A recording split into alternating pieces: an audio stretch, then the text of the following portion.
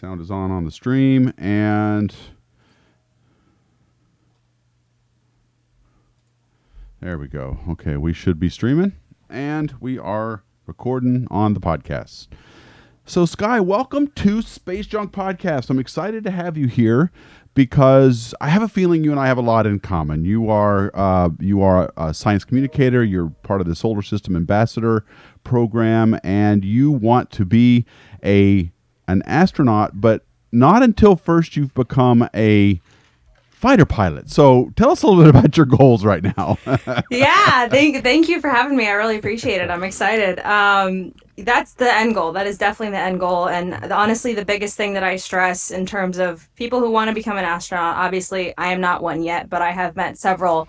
And I've learned it's almost more of like a hobby, because at that point you have to be very well established in your career before you even get considered to be selected. I've known some astronauts that I think one of them applied 7 or 8 times, and it took him that many times. And keep in mind, selection is not every year. It's about every 4 years. So that's a lot of time to add up there. You got to be pretty well established in your career to get there. I know. So, I know you're never supposed to ask a woman how old she is, but you're pretty young. You're just starting out. Now, I saw on your website that you are you still an undergraduate at Arizona State, or is something changed now? You're in Florida Yes. right now, I think, right? Yes, I born and raised in South Florida, Coral Springs, actually, and I'm up in Daytona right now. But SoFlo. yeah, SoFlo. I'm a SoFlo girl, born and raised beach bum, as I like to call it. I absolutely love it. I love the heat. But yeah, I am young. I am 22. I actually have been to 3 different colleges, but I ended up at Arizona State for my final thing, and I actually graduate at the beginning of December, which is crazy to think about. Well, congratulations. And I'm sorry, what did you say your degree was? I'm getting it in biology. Nice, very nice. Well, congratulations on the graduation coming up. I bet things got kind of thrown for a loop there toward your last semester or so.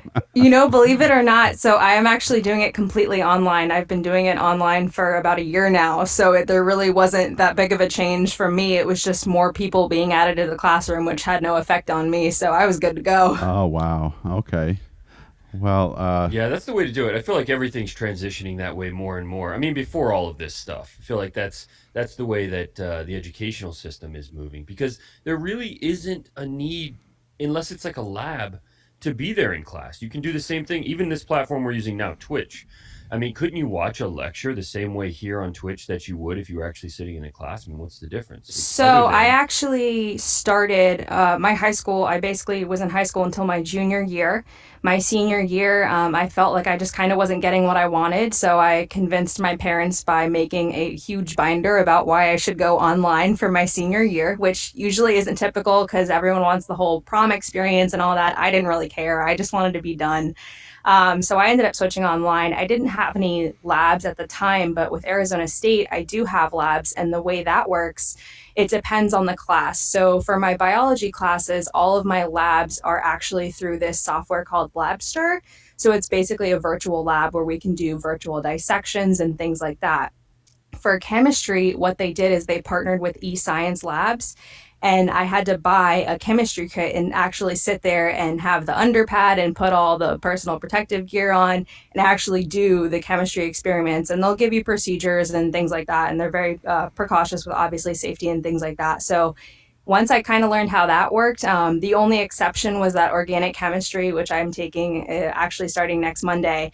Oh, I'm sorry. Lab was I'm not excited. That lab was supposed to be in person, but because of the coronavirus, they're actually doing it online. So I don't know how exactly they're going to be doing that, but it should be quite interesting. Yeah, that's wild, especially for chemistry, because you'd think the labs are always, they have so many safety elements in them, like the eye wash station and the shower and all of that stuff. And all the stuff you think you don't need. So my first chemistry lab ever, I had to use the little water thing. Oh my because I ended up rubbing salicylic acid. I spilled it all over myself. Oh no! Like the jug of Noob. it. The girl we had to share tables, and I picked this thing up, and she turns and hits this thing and just dumps it on me. So I was no! All right, this will be interesting. First day, anyway, Dustin has to use the safety equipment. Uh, the instructor's looking at me with like these huge eyes, just like, "What did you do?" Why are you in I this don't know. class? Is this bad? Yeah. Yeah, I mean, He's like, there's definitely a safety risk. We have to every single time before any lab, we have to read all of the SDS sheets, so the safety sheets for any of the chemicals that we're working with. They make us actually at the beginning of the semester draw out a map of what our station looks like, where the nearest window is, where the nearest sink is. We have to have a fire extinguisher next to us at all times. Obviously, they can't really check to see if people are doing that, but yeah, I mean, there hasn't been any problem so far, and I find it quite successful. But I've realized doing online schooling for all these years now, it's not for everybody though. And I realize that now, and yeah. I see it more when, now there is no choice. Everything is online. So it's definitely not for everybody because you have to be very, very independent and you have to have that will to get your schoolwork done because at the end of the day, there's nobody poking you to do it. Yeah, I for one will be really interested to see how this shakes out. What going forward after everybody, after the lockdowns end and all these other things that are going on, just what higher education is going to end up looking like. And I don't think it'll be anything at all like what we are used to. And I've always felt that this idea of going to lectures and just listening to an instructor 3 or 4 times a week and then doing problem sets all the time, there has to be a better way. I mean, we could get these lectures online, and maybe a better use of the professor's time when we're there in front of the professor is to interact with them in some other meaningful way. I hope that ends up being, or some iteration of it being what happens. But these are interesting times, especially if you're in college. So you're going to graduate this December, degree in biology. Are you going to then join the military, or are you going to apply for flight school? What's next? Yeah, it's kind of a whirlwind of a process. I've actually been told twice due to a lot of medical mishap that I couldn't do it, only to be found out that I was misdiagnosed with both the things. So I've kind of had that back and forth of, It's what was I tough. going to do? It's a high bar. Flight Oh, school. it's an extremely high bar, and I'm actually fortunate enough. I'm now the operations manager slash educator over at Space Trek, that's located at Kennedy Space Center, and I have to thank online schooling because I go to school online. I can go work a a full 40-hour job Monday through Friday and still do my schoolwork and Hmm. still have that experience where, you have kids that are going to college full time where they can't have that job to make their resume look pretty and things like that. So my current goal right now is I do graduate in December. I am looking into submitting my packet. I would have to go to officer candidate school first up in Rhode Island for the Navy. And then hopefully, if things go well, get a flight spot and kind of see where it goes. But you're definitely, you're trying to play a couple cards there because nothing is guaranteed. So, obviously, nothing's guaranteed if I do go military or if I do decide to go civilian. It's kind of taken one step at a time right now, especially because of everything going on. Well, your chances of going civilian and getting into the astronaut corps are a lot higher than it's ever been. That's for sure. But it either way, it's like you said, and I think I read on your website that this is a commitment. You got to just keep going and keep applying. Many people have applied to the astronaut corps many times before they were accepted, and some were never accepted, obviously. So it's a pretty high dream, and it's one that I commend you for. But I always thought, though, and you can correct me if I'm wrong, that you needed, if you're going to go in the Navy as an officer, because you've got your degree now, and so you would probably presumably go as an officer, you would go to officer training school and then apply to flight school. Is that how that would work? And you So probably go to Pensacola, right? If you got jets. yeah, if you go to flight school, you end up going to Pensacola. I have a couple actually buddies. I used to go to Embry-Riddle, so I know a lot of the guys that have That's a good recently been school. accepted into flight school. Yeah, I Yeah, was there well, for 2 years. Hmm. So basically, once you finish, when you put your packet in to initially, apply to the Navy, you have to do what career you want. So I had a friend that applied to be a Navy SEAL, but didn't get accepted at that, but applied to another packet, had to start a brand new packet for pilot and ended up getting that. So it's kind of decided, before you go. But of course, anything can happen. They can yank you anytime they want. It's the Yeah, government. So that's right. it's a giant risk factor. And really, the only reason why I kind of lean more towards it is because once you become an astronaut, when you have your 2 years that you're a candidate, one of the first things you do is you go up to Pensacola and you do the flight training that the Navy goes through. So it's kind of getting a leg up on the game. Plus, you actually get to be flying in the jets and not really doing backseat. Gives you a little bit of a leg up, but we'll see what happens. Life takes you in crazy directions. I've for sure learned that. Have you been in any back seats? I haven't been in any back seats of jets. I've been in front seats of like Cessnas and Pipers. A few of my buddies Oh fly, yeah. so they'll take me up. But I joke with one of the Blue Angels that I know, Chewy. He now flies the number 6 jet. But I when he was last year, when he was number 7, I met him and he joked because he was like, "Hey, I'll just throw you in the back seat." And I'm like, "Hey, if you could, sign me up. Like I'm down." Yeah, I am there. I have always thought those T-38s looked fun AF to get in and just go up. Oh Oh man, they look gosh, like a yeah. blast. I would love that The chance. astronauts that I've met, they've had stories. I don't know how it is now with the current classes, but back in the day, that they would just get their T-38s and kind of go, a little bit below off radar and start just flying wherever the heck they wanted to because they could. And I'm like, you know what? I'm not even mad. Yeah. Oh, that's low too. That's scary stuff. I think all of this is scary. We were talking to Don Pettit Oh yeah, about yeah. Yes. yeah, launching and just what it's like to go through it. And I feel like he downplayed the whole thing, not because I feel like he was underselling it, but because to him it's just his normal. Right. But for that to become your normal, to just wily coyote it, attach yourself to a rocket and shoot it straight up, it's like that is the most terrifying thing I think a human can experience. Yeah, you're You're not strapped to a wrong. Essentially, you're strapping yourself to a stick of dynamite, and you can't be not crazy to do that. Yeah. Yeah. Yeah, and it's just like there's no break. You know what I mean? It's No, once you're on, once you're you on. You lighten can't it. get out. Yeah, You're, yeah, you're there. yeah. You're going. You're going. And he talked about it. He's just like, yeah, it's just what we train for. And he said that he would be more nervous having a job where it was to like talk to people every day. And it's just like, I don't know. People aren't nearly as scary as launching yourself into space. I mean, to each his own. I sit there and I give presentations at Kennedy Space Center, and public speaking is something that has become my normal. But I know, like, even my sister, she could not do that for a million years at all. She would rather Right. do something, Yeah. the opposite. She can't do, she has massive stage fright. So it really just Hmm. depends. I mean, sometimes you get that really weird norm where somebody who is very, very terrified of heights but is fine with flying. It's just, you don't know. Man. And I think it's something like it's probably like anything where you do it enough and it's like, well, okay, because I know I used to be really nervous speaking. The early college, I would really struggle to even like talk to the class, and now I don't get that at all. We'll go out and we'll do talks. Sometimes these are large events. Sometimes like that one in Pennsylvania was like thousands of people, and it doesn't feel that way anymore. I think it could be the material you're talking about too. If it's something you really know and you're really excited to talk about, there's like that fright goes away because you're just amped to talk about it.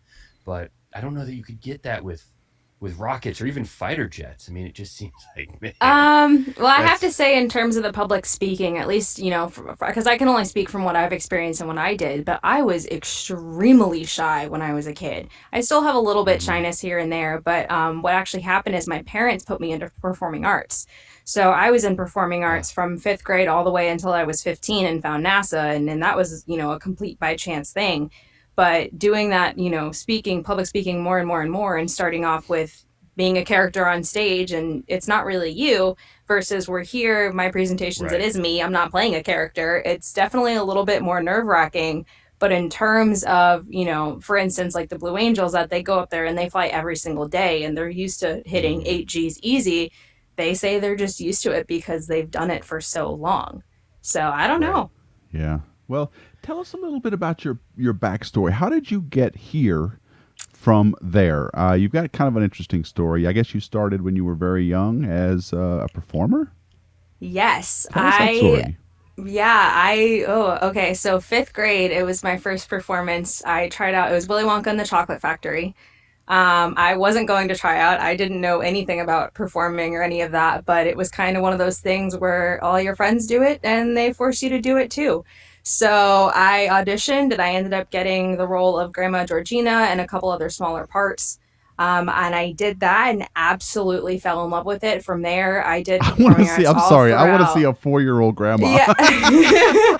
Yeah, that was fun. I mean, we did do our own makeup. We had to learn how to do our own like grandma, grandpa makeup. It was a lot of fun. I didn't expect it to be that fun because I honestly didn't even know how serious it was. I didn't expect us to do like actual shows where people are paying for it. I thought this was just something in the classroom. So I got a shock to it real quick, but I absolutely fell in love with it. And I'm kind of used to seeing the performing side because my dad was actually an Elvis impersonator for 20 years. Is So, that right? yeah, he was an Elvis impersonator for 20 years. He made all the outfits. Like, I am biased, but I will say he's really good. He was a He's good Elvis, really good at it. Oh, yeah, he's really good at it. But I got that from my dad, so I can't say that I wasn't shy to it. I was just more of, I kind of knew what I was getting myself into, but maybe not the scale. Going from there, middle and high school, I kept auditioning for roles. I kept getting bigger and bigger roles. I ended up being a part of junior and senior thespians, as well as chorus and a group called Encore, which was an auditioned group of singers. We would go all around everywhere singing. And even at chorus, I've done the Disney Candlelight a couple years. So it turned into this really big thing. And I fell in love with performing, and that's what I wanted to do. So when I turned 15 years old, it was actually my parents' wedding anniversary. And my mom wanted to go to St. Augustine, her favorite town. So for It's one of some mine reason, they too. wanted to bring me along. Oh, it's gorgeous. Yeah. But for some reason, they wanted to bring me along to their anniversary. And I was just like, okay, sure. Ended up going with them. And, we're sitting there in the car. And my dad goes, hey, do you want to stop at Kennedy Space Center? And I just kind of looked at him. I didn't know what to say. I didn't know what Kennedy Space Center was. I didn't know what space was. I knew absolutely nothing. So he's like, no, we're going to go. I haven't been since I was a kid. Literally end up walking up to the gates and seeing those big blue Explore letters for anyone who's been to Kennedy Space Center. Yep, And then yep. the 7 rockets towering behind it. And I absolutely fell in love. We spent the whole entire day there. The first astronaut I ever met, Bob Springer, which I have a long history with him now, but he was there that day giving his talk. And I remember I was hooked at this point, but I still didn't really know what I was getting into. And he was giving a talk saying that when he went up on Space Shuttle Atlantis and he came back down, he was sitting there on the couch watching TV. And all of a sudden, this commercial comes on for this space simulator that launches you into space. And they're going on and on and on, and how it's the realest experience you're ever get. It's exactly Oh, that's like the launch launching. experience. Yeah. Yeah. I've No, been this on was that. before. Yeah, this was way before Kennedy Space Center created theirs. This Oh, was when oh. he got back from his mission. He Oh, I was see. watching a commercial on television, and they said it was exactly like launching. And he just turns at us and he goes, "You know what I said to that TV, dude? No, it's not. You don't know what you're talking about." And it was for some reason that tagline just got me, and I couldn't get enough. And I made sure I was the last person in line to talk to him. And we took pictures. And, as my mom says now, every time we see him, that he created a monster and she's still waiting for the tuition check. But yeah, it kind of just grew from there. After that was when I convinced my parents to allow me to go online for my senior year. I would spend 18 hours a day trapped in my room. I would send my parents my schedule for the day that, I was watching Space Station Live at 11 a.m. And then at 1:30, I had a live lesson for human anatomy and physiology. I was up at 2 o'clock in the morning if there was a launch on, over in Russia, doing Twitter feeds and whatever it may be. I was absolutely addicted. So that kind of took me to finding more of a social media base. And I started off with maybe 100 followers. Right now, I think, over 5,300 or something like that. So it kind of blew up into this whole thing. But I was fortunate enough to meet a lot of great people that ended up leading me to Embry-Riddle. I got to work on some super cool projects there, including the NASA NEMO project, which is the NASA Extreme Environments Missions Operation down in Key Largo. And I've done, a few projects there. But I wasn't happy. I really wasn't happy, if I'm being honest. I was pushed into engineering. I actually had 2 weeks between high school and college. And I kind of just did engineering because everyone I met, was like, oh, astronaut engineering. It kind of went hand in hand. Right, And, yeah. I did a double degree in mechanical engineering and human factors for 2 years at Embry-Riddle. And yeah, I failed a lot of classes. I'm not going to lie. It was an experience. I wasn't ready for engineering, and it's not that I couldn't do it. I just wasn't interested in it. So had a reality check, ended up switching to Stetson University in DeLand for Hey, biology. no way. I'm sorry, but that's like Yeah. 20 minutes from my house. So Oh yeah, yeah, I was there for a year. I didn't know you went to Stetson. That's amazing. Okay. Yeah, I went to Stetson for a year for biology. I actually studied a lot with marine life and orca whales because I have a love for animals. I've worked with them previously before. I'm kind of all over the place. But after Stetson, I went back to Embry-Riddle for aerospace physiology. And what happened there was I ended up getting diagnosed with one thing. And that completely told me that, you were disqualified, DQ'd. Like, you cannot do what you want to do. And then they ended up diagnosing me a couple months later with another thing. And I was completely distraught. I couldn't function anymore. I couldn't do anything. So about a month and a week after I started back at Embry-Riddle, I ended up completely withdrawing.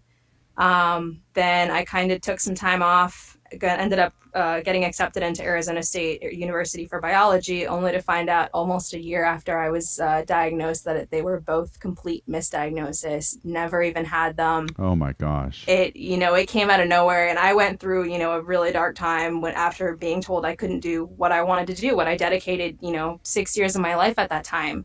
So it definitely was a reality check. But coming back from that, it was really interesting to know, oh, you can actually do what you want to do now.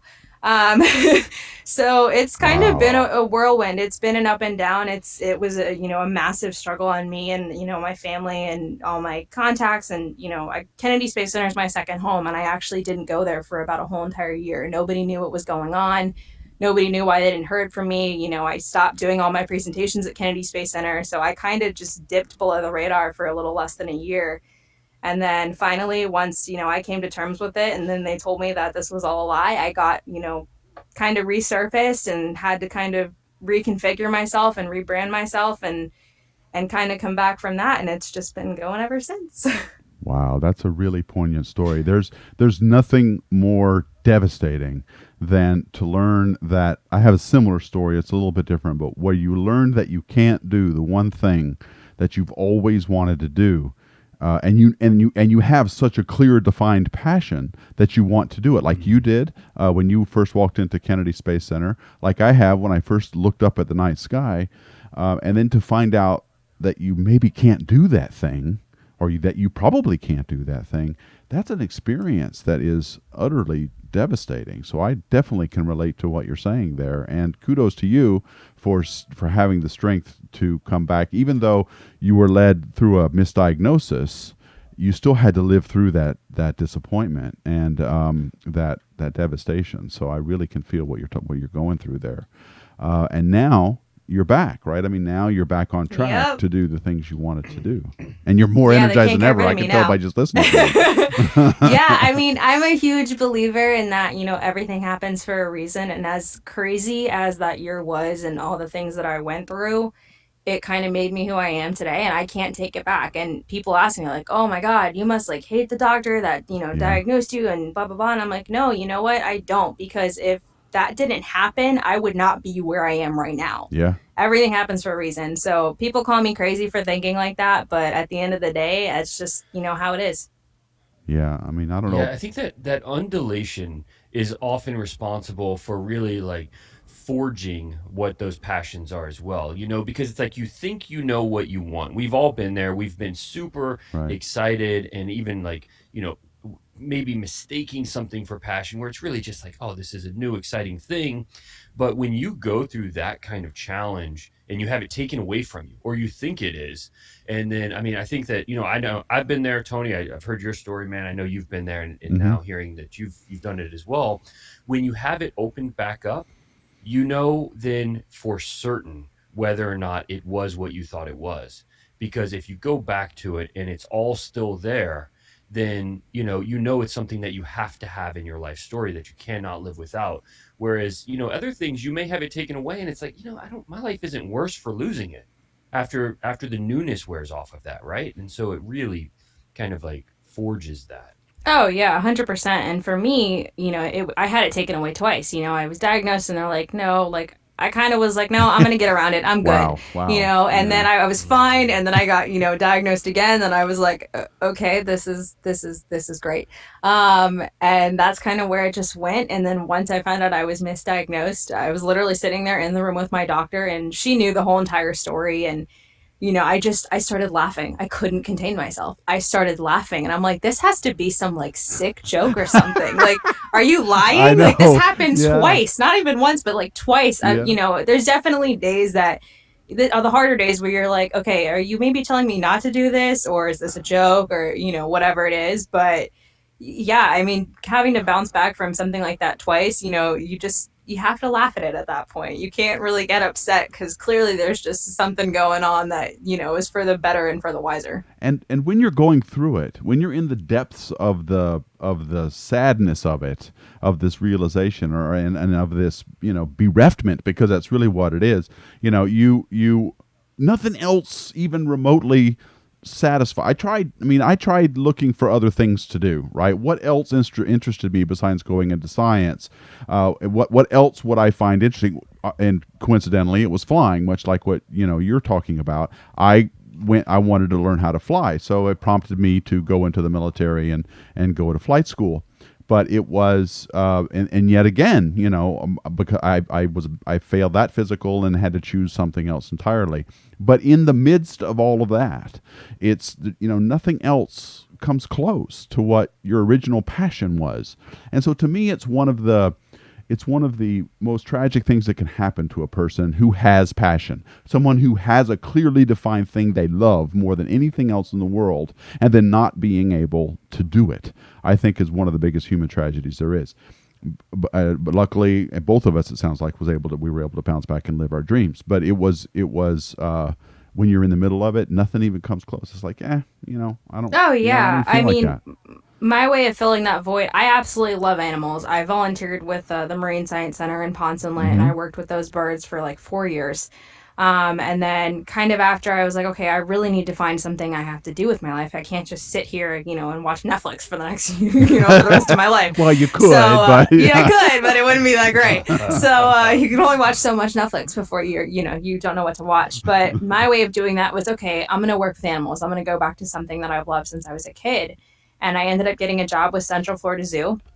And I was there for about a month before I was offered actually for a government contractor job with NOAA down in Miami, the National Oceanic and Atmospheric Administration. Right. And I actually had a pivotal, a third pivotal moment in my life where I was literally about to move down to Miami. All my stuff was at my parents', because they were only an hour away. So I was just going to easy transition. And I ended up meeting somebody that works at Kennedy Space Center that ended up bringing me to the Military Affairs Council meeting 2 months ago. And, I heard from my Kennedy Space Center contacts. They're like, what are you doing? Like, you belong in the space industry. But it's kind of like, when your mom and dad tell you something and you're like, yeah, whatever, it's fine. They became my second family, so that's how I viewed it. But, I was sitting in that room talking to, the commander of the 920th and the 45th Space Wing and, all these crazy people. And I just met them at like maybe an hour ago, and they're all telling me, you can't leave the Space Coast. Like, the Space Coast is your home. And the next day, I got on, I applied, to, the internship position at Space Trek, actually.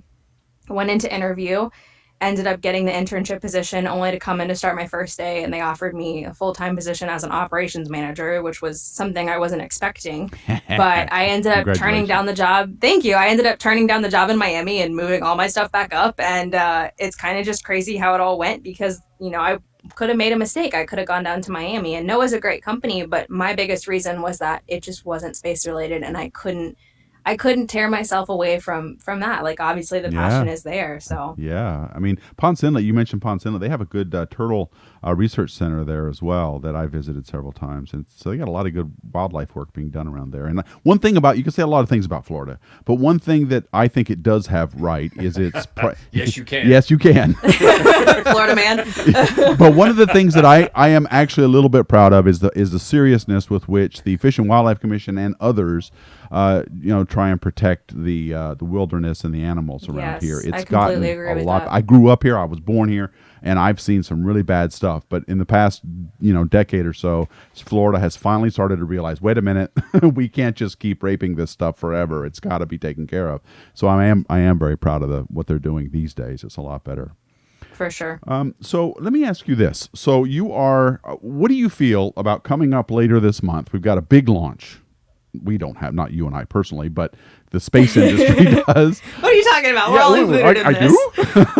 You've got a big launch coming up, Skye, so tell us about if you're ready. Yeah, let's go. No, I'm the third passenger. Nobody said anything. yeah, It's fine. you're going to stow away, right? Yeah, 100%.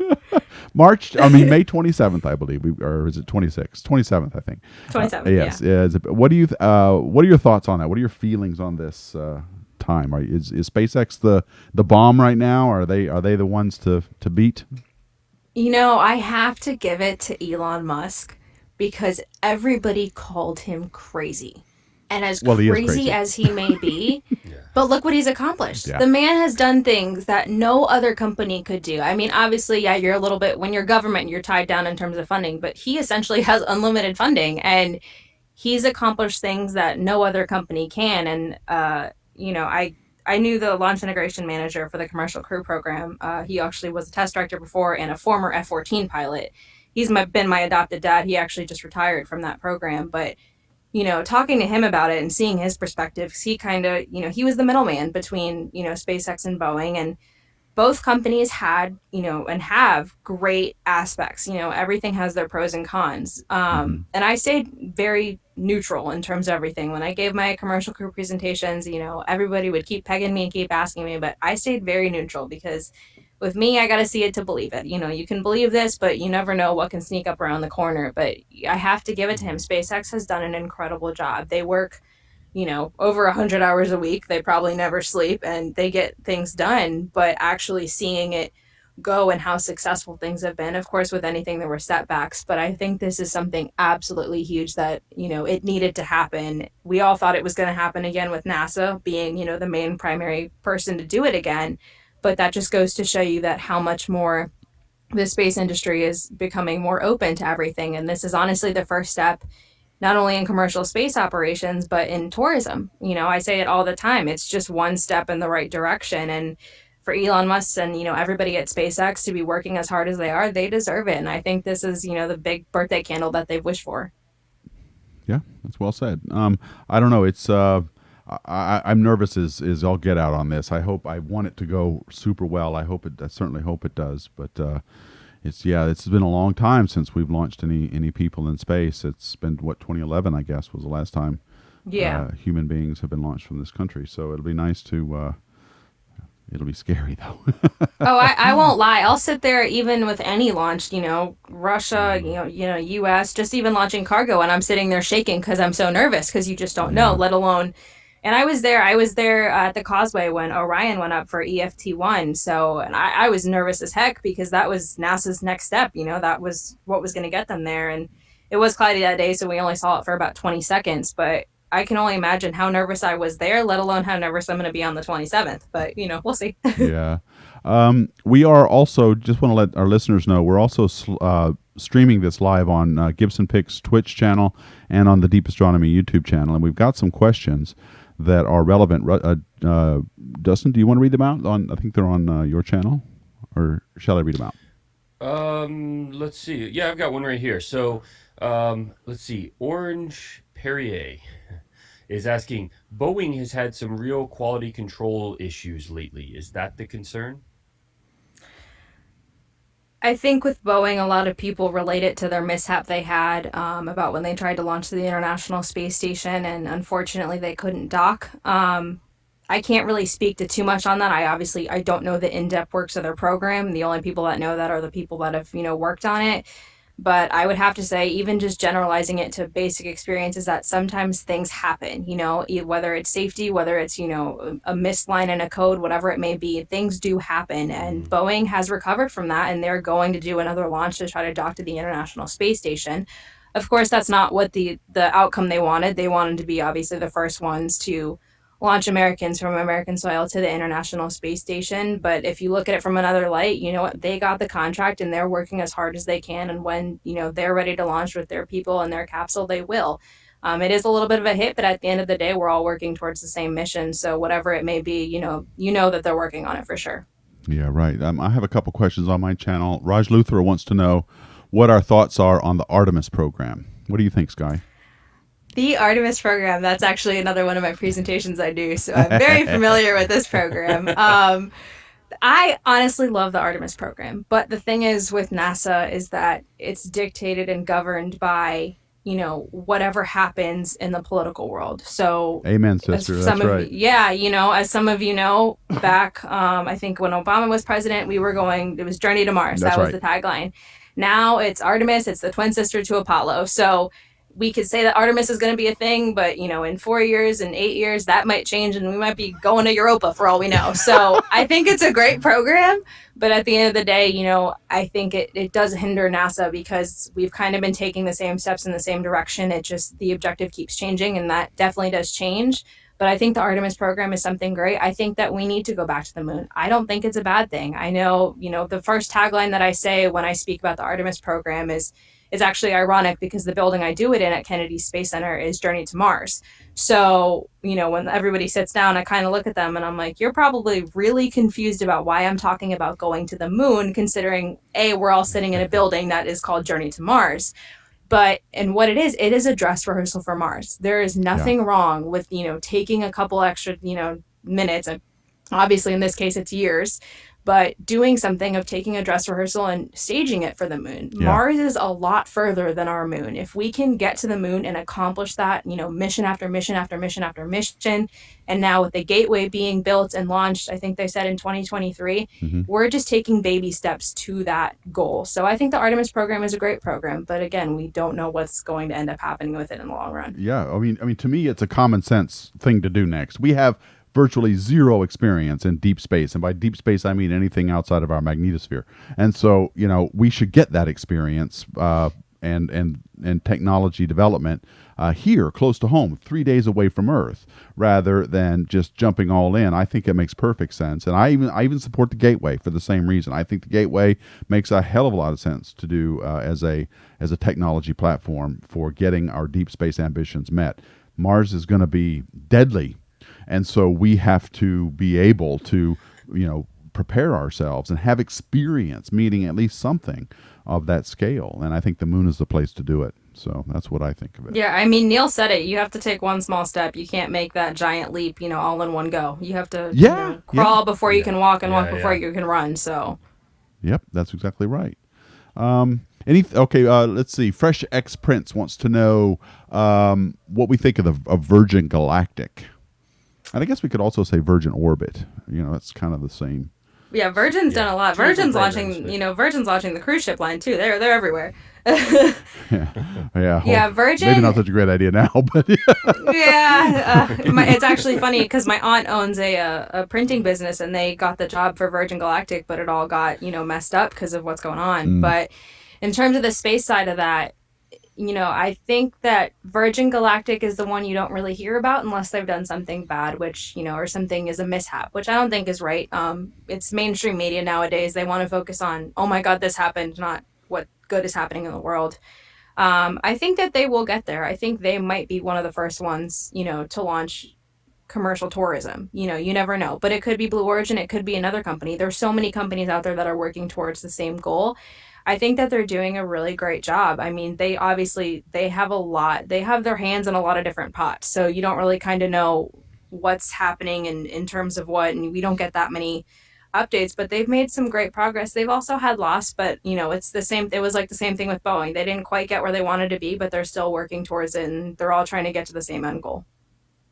Yeah, I think my money's still on Jeff Bezos. I mean, he's the guy that he takes the turtle view, the long haul. I think he's going to get farther than people think. Go ahead, Dustin.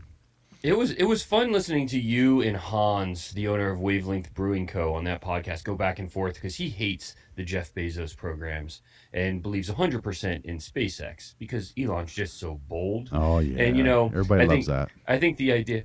Well, look, no, I mean, okay, Tony, when you read the history books, how many people do you see in there? It's like they made it for their caution. Right. Who built the world's largest corporation? Who built the most dominant corporation on the planet right now? Who did that? Was it Elon Musk? No, it was not him. So here we go. So my space billionaire, the one that I vote for, the one who I root for, is Jeff Bezos. Was Amazon profitable for a long time? I have his jersey in my closet. Yeah, no, man. I like his blue balls approach I don't care to who getting gets to the there. moon. I want them all. Yeah. I want them all to get there. Okay, I want Yeah. all of them to do everything they're doing and to be successful. I think it's good for humanity that it happens. Yeah. But I do Yeah. like you getting worked up because other people like Elon Musk. Everyone has their opinions, and everyone is like, even them all, like, it's a friendly competition, but at the end of the day, it's kind of the same thing with the military branches. Everyone has their own toughs, and you give each other crap, but at the end of the day, it's the same mission, and they're all trying to get there. I wouldn't say I got worked up, but okay. Except a little bit. bit. I think that's true, but the Navy is still better than everyone. So Yeah. I mean, I agree with that. I mean, but it's Yeah. all they, right. they so fill we up got some half more my closet. questions. It's fine. Right. We got some more questions here. Stella Femina is asking, Hey, Stella. hope this isn't Stella Femina here? It's got to be 3:00 in the morning there. Thanks for jumping in. Yeah, really. Welcome. Wow.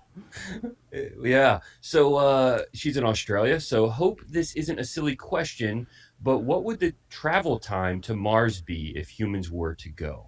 How long does it take to get to Mars? So as of right now, and please do not quote me on this because somebody can create some new technology tomorrow that changes absolutely everything.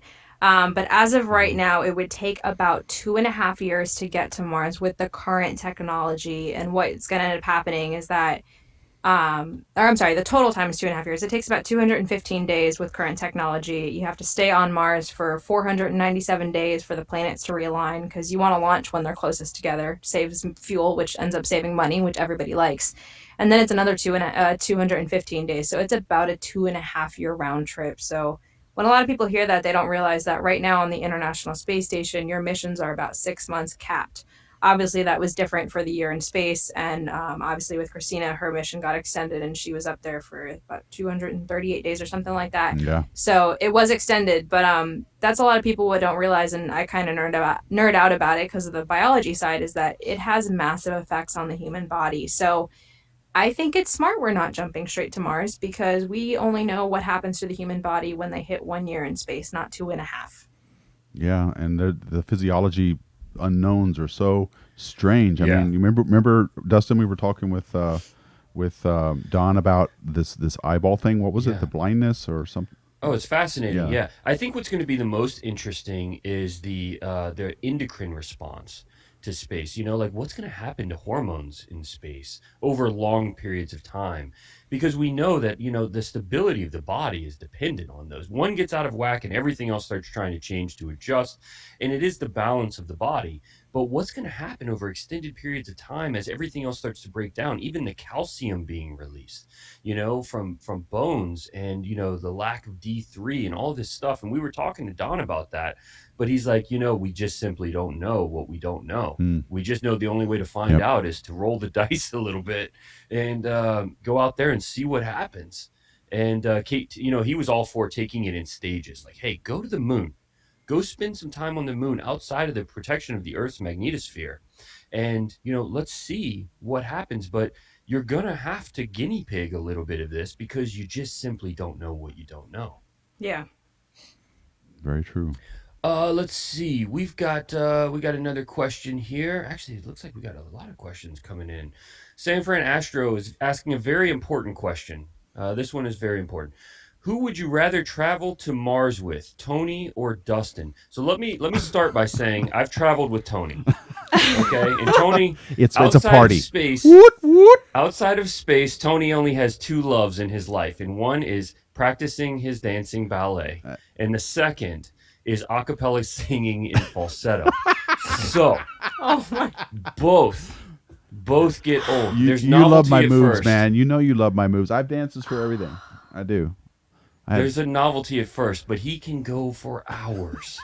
See, but here's the thing. I was performing. I was in an a cappella group, so I mean, Okay, see, Sky. I don't know. But here, I don't know. You gotta pitch your case. But if you go with Yeah. Dustin, you're gonna get some good scotch. So there's a big plus there. Ooh, yeah. So yeah, I can't Yeah. compete with that for sure. But going, yeah. I So would scream the entire way there. I'd be the worst travel companion. Okay, well then Going you on just a totally rocket. threw yourself under the bus. I guess I'm going Yeah. with Tony. Yeah. No, it's true. It's true. I would like cling to everything in there, terrified of being on a rocket. So no, I would be a terrible travel Yeah. companion. I'd go in a heartbeat for sure. It's just I don't. Whether we'd come back or not, it's an open question, just because of the safety. But I don't know, man. I definitely wouldn't. I wouldn't hesitate to go. That's for sure.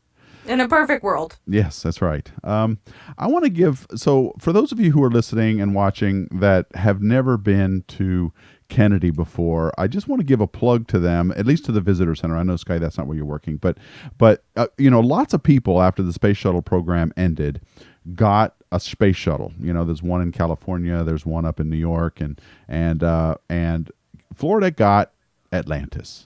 And I've seen a lot of the other installations, but what they have done with the Atlantis walkthrough is absolutely beautiful. So I would, no other way have I been able to experience what the space shuttles were like up close than in that facility. Because when you walk out, you see the space shuttle with the cargo bay doors open and off to this, as if it were in space, and then you have off to the right, if you turn around a little bit, a full scale model of the Hubble Space Telescope, and it's all just breathtaking. And so I highly recommend I will going continue your plug, because I do work on the visitor complex grounds. I work behind where that big Saturn 1B is laying down, right there. So I get to stare at that thing all day long, which is great. And take our classes and kids into the park and kind of show them. But I will say that I've seen a lot of things in life, but that Space Shuttle Atlantis exhibit, if you don't cry when they reveal it, yeah, no, there is no way not to cry. They did an absolutely incredible job, and they continue to, reconvene that park and come up with new ideas. It's absolutely incredible. I love going to work there every day. I know there's no part you can't see. They got the cargo bay doors open. You can go underneath and see the tiles, and other places like Intrepid or whatever, you're just standing underneath it, right? And it's just sitting there. But the others, the Atlantis exhibit is just so full of just visual eye candy. I just highly recommend that trip. And the Space Launch Simulator is a lot of fun. It is fun, yeah. I did that with my youngest son. I did it with him, and they give you all these warnings going up to it, and he was actually starting to get really nervous before we got in there. And then Charlie Bolden, I don't know if he's still doing the intro, but Charlie Bolden did the intro to getting into that simulator, and and Caleb was like, "Oh, Dad, I don't know, man." He says, "All right, just stick with it, and we'll be okay." And he ended up having a great time with it. But it's a fun experience. Oh yeah, and for anyone who has ever ridden it, y'all know that Charlie Bolden taught you the twang. Yeah, that's right. He was a former NASA administrator and astronaut, and oh man, is he missed. I think he's a great guy. He's amazing. Yeah. Okay. Well, so what do you want to tell us about next, Skye, as far as what the future is like for you, and how can we keep track of you and follow your story?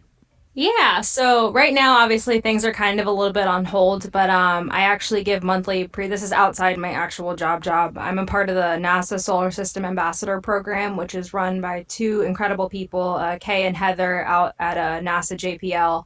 They manage over 1,000 of us now, which is crazy to think that only two people deal with over 1,000 of us. But this program's really awesome. I've been fortunate enough to give my presentations at Kennedy Space Center for now. This is my 5th year doing it.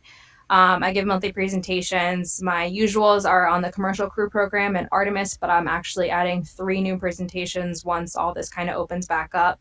Those include about space tourism, more about the biology side, and maybe something a little special too. But I'm gonna keep it on the down low until I actually announce it. But yeah, all my social media handles are astro_Skye, ASTRO_SKYE.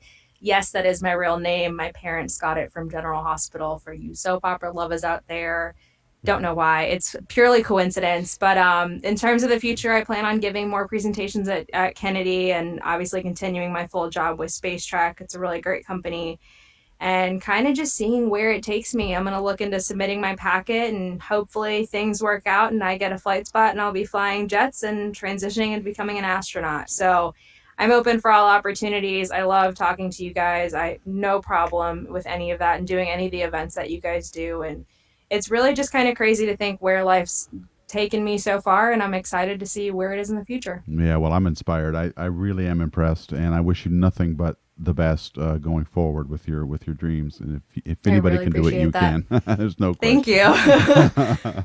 you. Yeah, you'll have to join us on the Twitch stream that we do. It'll be late for you out there, but we do a Twitch stream each night where we do virtual star parties, and we run the telescopes and just let people log in, run the telescopes, see deep space images, coming in.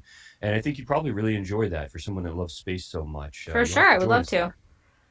All right. You got a couple. You want to read any more questions, Justin, on your channel? On Let's see. The last one says, "Good luck, Sky. Sounds like you have the drive and passion for it." Thank you. You're getting a lot of good lucks here. I think Yeah. you got a I lot of support in appreciate this that. chat. Yeah, no Thank kidding. you. Yeah. Follow me, message me, tell me your stories. I have no problem answering back. I love it. Yeah. And Epicson on Twitch is asking, what do we think about space diseases? Every year, scientists discover new things that space and low gravity harming people in a bad way. What are your thoughts on that, Skye?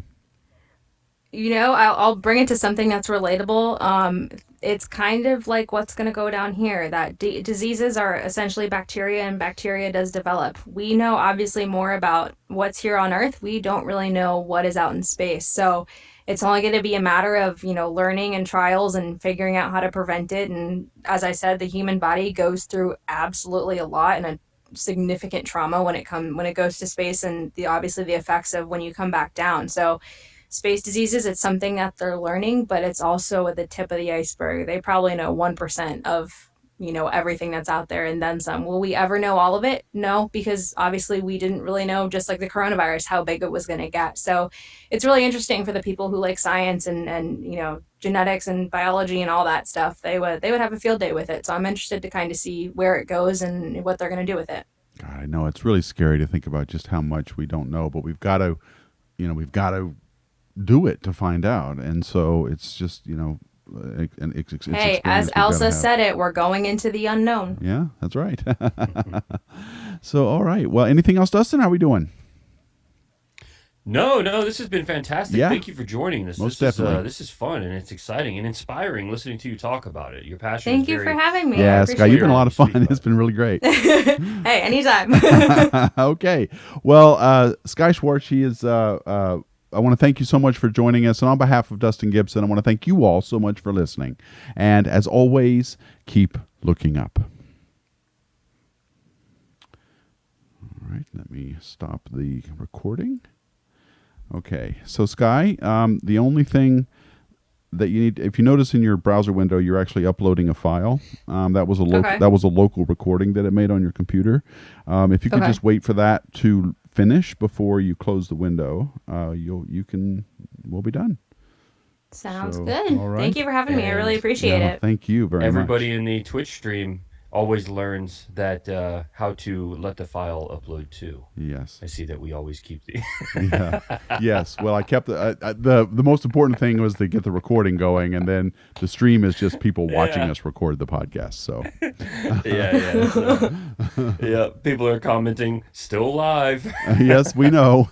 I'm about to stop. Thanks. I'm about to stop the stream, but I needed to stop the recording first, and then I'm going to stop the stream, and then you guys can go away. By the way, I want to remind you guys I'll be doing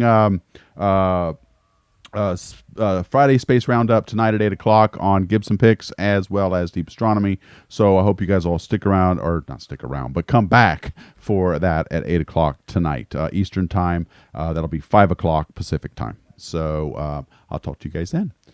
Okay, I'm stopping the stream now. Bye.